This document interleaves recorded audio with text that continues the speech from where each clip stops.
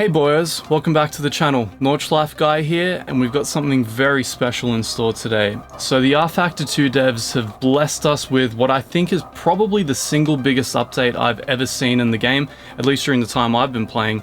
We've gotten everything from updates to the aero for the GTE cars, through to graphical improvements for Le Mans, all through to all kinds of different things, essentially all culminating in the grand update that we've all been waiting for, which is the new user interface, which you should be seeing right now.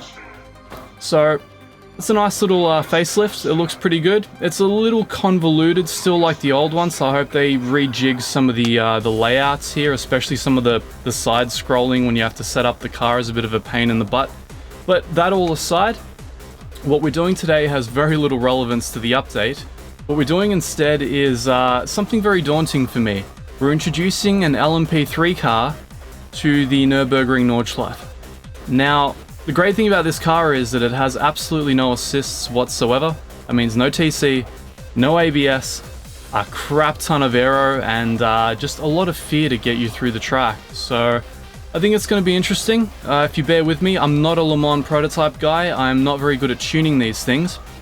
I think in an ideal situation, we'd be looking at about 17 seconds quicker per lap than a GT3 car. But in my case, because the tuning isn't exactly precise, it'll only be about maybe 6 or 7 seconds quicker than my best GT3 time. But honestly, given the way we're going to do this, I'll be happy if I just complete these 2 laps without spinning or crashing or dying in a fury mess. So, as is our tradition, I'll be doing this completely cold. I haven't done any laps today whatsoever. I've only given the car a cursory drive or 2 yesterday just to kind of come to grips with how homicidal it's going to be. So we'll do an outlap, and then we'll go in and do a proper qualifying style lap and see what we can get out of this car. So bear with me, let's do this. I have a feeling it's going to be a little bit more challenging. There we go. It helps if you actually use the clutch correctly. Alright, pit limiter off. We're starting with a track that's already pretty nice and rubbered in. So immediately, because the last car we tried out was the BMW M2, the first thing you notice is the insane amount of grip, mechanical and downforce related grip. But at the same time, you get the distinct impression that if your inputs are incorrect, the car will murder you horribly. Interestingly, the LMP3s aren't necessarily the fastest cars on the planet. At least insofar as the engine power is concerned. But the aero more than makes up for the differences. So going through here, I have this distinct feeling that it's going to be a little bit harder to narrate than it was with the BMW M2, because there's distinctly less time to do all your thinking and reacting. That being said, it's considerably more exciting to drive on the track. And I guess the funniest thing about this car, or this class of cars, is that when you're driving it in a simulator as realistic and as nuanced as rFactor, you get the impression that you've taken its physics down to arcade mode. Now, if you look at, let's say, the record lap that Porsche recently set on the Nordschleife with the 919, you can see that this actually happens in real life too when you use these insane levels of downforce. It literally looks like you're turning life into an arcade game. So it's certainly no fault of the game, but it's a very different thing to get your head around. And certainly for me, trying to finesse these inputs on my first little outlap, I'm definitely I'm overdoing the braking. I'm not overdoing the acceleration yet. I'm sure I will be on the actual qualifying lap. As long as I manage to stay on the track long enough for us to complete 2 laps and actually set something resembling a time, I will be more than happy. Whew. It's just, you know, we're talking about the feather edge between grip and slide being super wide on the BMW. It's not that on this car at all. Either you have all the grip or you have no grip. and you don't want to be in a position where you're counter steering a lot. So you really have to modulate the throttle, you really have to pace yourself, you really have to get a good feel for what you're doing and for what the car wants you to do, especially when you're going over bumps and you're braking. Because, you know, anyone that's driven their car in real life and had to brake hard over a bump has probably kicked in their ABS once or twice. And it's very jarring. Now, the thing about not having ABS in those situations is that you'll lock your tires and you will keep going straight and stop braking and you will die. And that happens a lot in this car in the Nordschleife, which I imagine is why they don't drive the damn thing here. So, to the best of my knowledge, the highest grade of race cars that they regularly drive on this track are the GT3s. I don't think they do DTM races here. I don't think GTE cars come here. And I can see that there's probably a very good reason for that. Given that on a track this bumpy and this nuanced, you probably need TC, and you probably... Oh, don't take the... Oh, bad habits coming back in. So we can't take the carousel, obviously, with a prototype. The car is too low to just spit us right back out. And it's where you actually lose a lot of your time on these runs. It's very hard for someone like myself to adjust to not taking the carousel.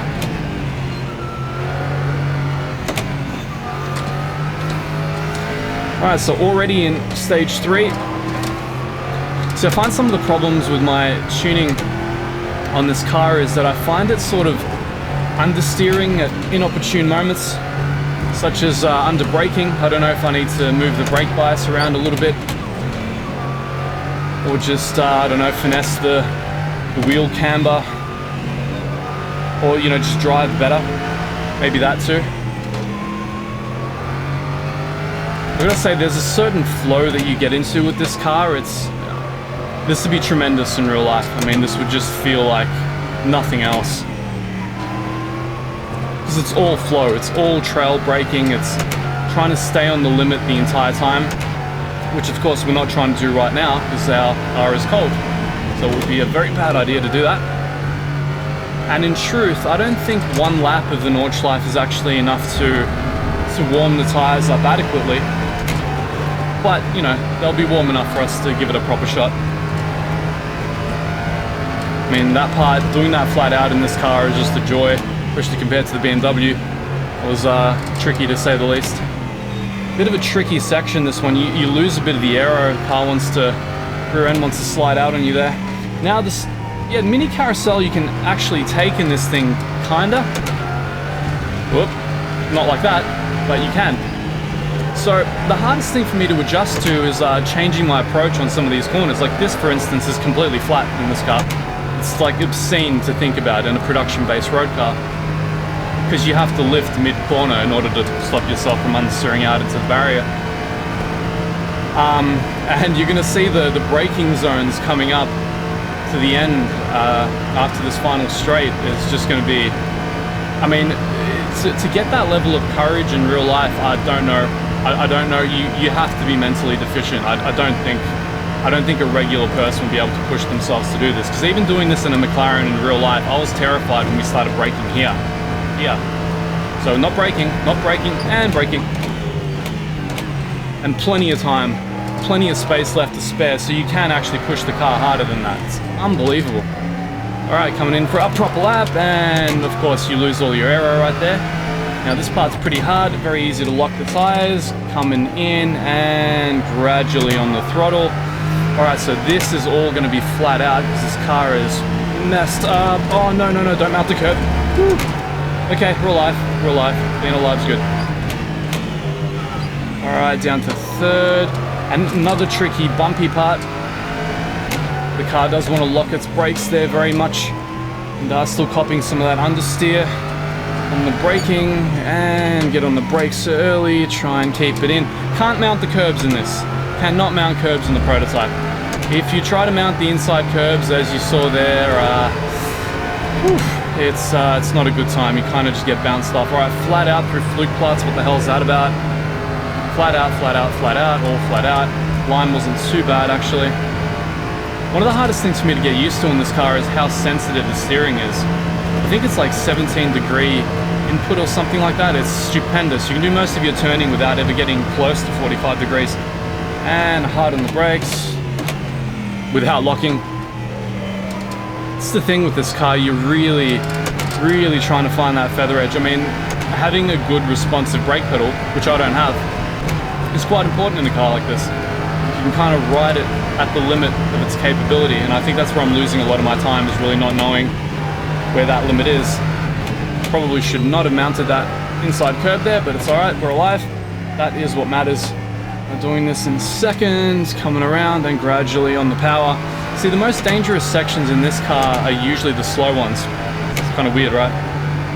But when you're going slow enough to lose the aero, I mean, that is the majority of the grip. Just lift on that turn. That's so messed up. I'm used to going on the brakes there in a GT3, but no need for such things in the LMP3 car. And this is flat. That is messed up. That is so messed up. So in real life, or whatever, like any kind of production car, you lift there. I mean, you just, that's what you do.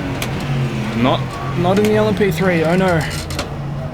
Coming around, slowest corner on the track. Didn't go too badly, all things considered. Again, somehow surviving the lap, even though we're on aero and mechanical grip only. This part's always scary. If you accelerate too hard here, the car will spin out on you. Being, of course, the 2018 Nordschleife, where that bump on the outside has not been leveled out yet. Hopefully we got the new version of the track. And coming in. I am having a bit of trouble trail braking in this car. I'm not really sure what that's about. I feel like I have the brake intensity set about right, but I'm having a bit of trouble turning while braking, which is going to cost you a bit of time in a prototype. I'm sure over time I'll work that out. I'm not sure if that's something you can hear in the game, but you can hear the car bottoming out pretty much constantly. And lift, just lift and back on the power. That's insane. And I believe this is completely flat out. So I'll try and talk you through the process of, oh dear God, racing this track a little as we're going through it, because that's probably the more useful part. Obviously coming up to the carousel, you got to brake a little earlier, get down to second gear, and just keep it near the lip of the carousel and out as quickly as you can. It's probably going to cost you the most time on the track. Still haven't perfected my line through there. Again, I don't really have to do it on the production-based cars I normally race. This is all flat. Tap on the brakes, down to fourth, turn the car in, try not to spin. Stay in third for this section, keep it in, don't bounce off the inside curb, and this is all flat out in this car, somehow. Flat, brake down to fourth, keep it tight if you can, but try and avoid the curbs as much as possible. And hard on the brakes, third, keep it in, shitty camber and grip on the outside.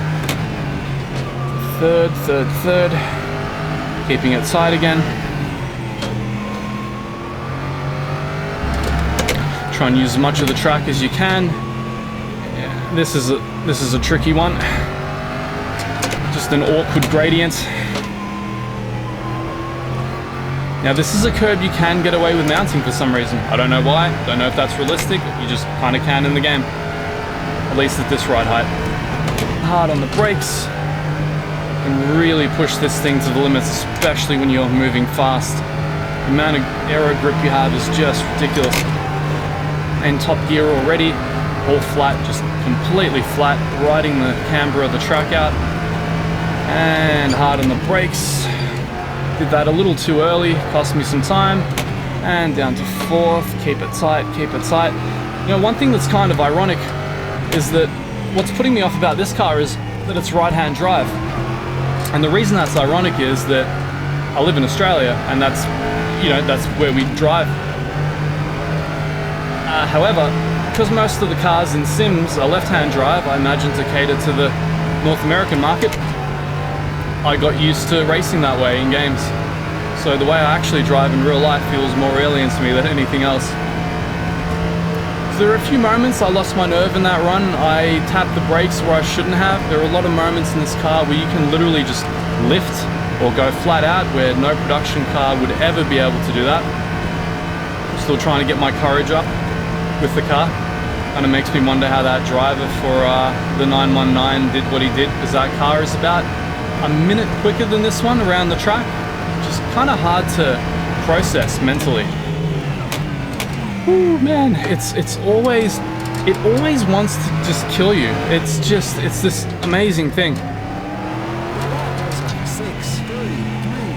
Oh, okay, so that was only a couple of seconds quicker than my best GT3 lap, but that's okay. The experience is the important part. It's the sheer terror that we're here for. So I hope you guys enjoyed that rather sketchy lap. I certainly had a lot of fun. I've certainly got a lot more learning and a lot more tuning to do in that car. Generally speaking, I can get it into the high 620-second bracket if I'm really on the limit and warmed up, but it's such a different experience to driving a production-based road car, and it's so alien to me personally. I feel like I'm going back into some kind of 90s arcade game physics. And again, no diss to the game. That's kind of how these things are in real life. I figure if I'm going to learn cars like this, I should probably come to grips more with tracks like Spa and Le Mans, ones that have the runoff and the width and the ability for these things to kind of flex their muscles a little bit, rather than the Nordschleife, which is a very constrained, bumpy, hilly track. That being said, I hope you guys enjoyed the video. Much more content like this to come. I love rFactor, I love the Nordschleife, so if you love those things as well, come along and subscribe, and we'll see you next time. Peace.